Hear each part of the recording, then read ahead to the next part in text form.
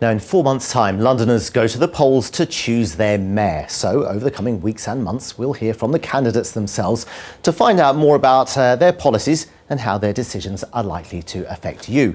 Well, in a moment, I'll be speaking to the Green Party candidate Jenny Jones. But first, here's a bit about the mayoral hopeful.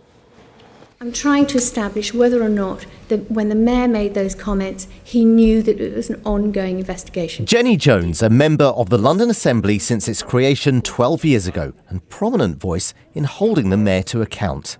She was the Deputy Mayor of London under Ken Livingstone, but has now decided to stand for the position of mayor herself for the first time. It's a long shot going for mayor, but it's not unheard of that a complete outsider sometimes wins a race. 2 months ago, she camped outside St Paul's Cathedral in support of the Occupy London movement. She says a more equal city is at the core of her campaign.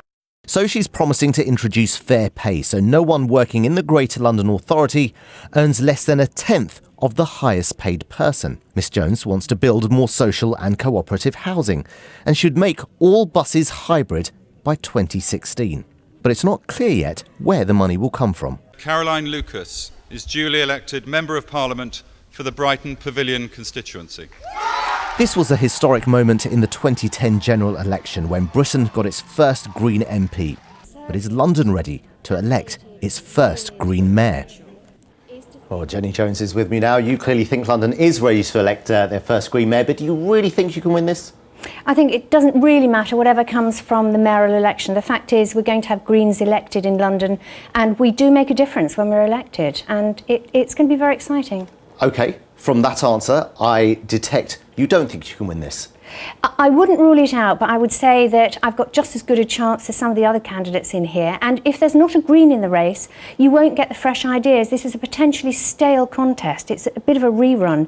So having me there as a Green, fresh ideas, a different way of looking at things, I think that's going to add some interest. OK, so you'll clearly be giving it whatever you can. Let's look at some of your ideas about building more social housing and hybrid buses. These are very expensive ideas. Lots of people may support them, but they are very expensive ideas. Does that mean we're going to be paying more through council tax to fund your ideas? Not necessarily. I mean, it's all a matter of priorities, because there is money there to be spent, and it's just how you decide to spend it. And quite honestly, hybrid buses will be, although expensive, will not be as expensive as some of the vanity projects we've seen from the current mayor. Plus, e.g., they mean vanity projects like what? Oh, well, like the bus, the new so-called route master that we've only got 8 of, in spite of millions and millions of pounds of investment.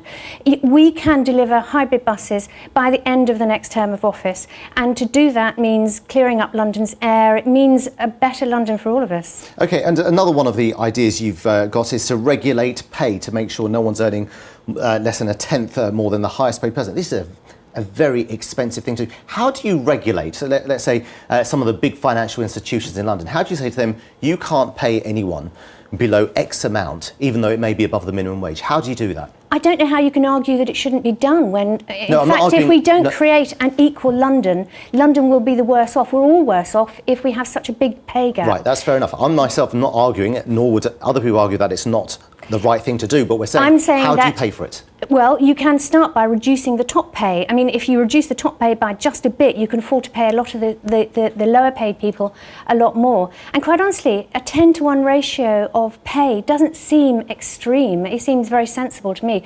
We have to make sure that people can afford to live in London. And you think you can pay for this just by reprioritising what's already there? So you're saying council tax won't go up. I don't need extra money. I mean, that seems kind of quite far-fetched. The mayor has limited powers, but we can certainly do it through City Hall, so we can guarantee that anybody who gets paid within the Greater London Authority group, TfL and the Fire Authority and so on, we can make sure of the 10-to-1 ratio there, and then we just pressure other companies to follow through. I think most people would see it as quite logical that we actually pay people a decent wage. OK, Jenny Jones, thanks very much for your time this evening.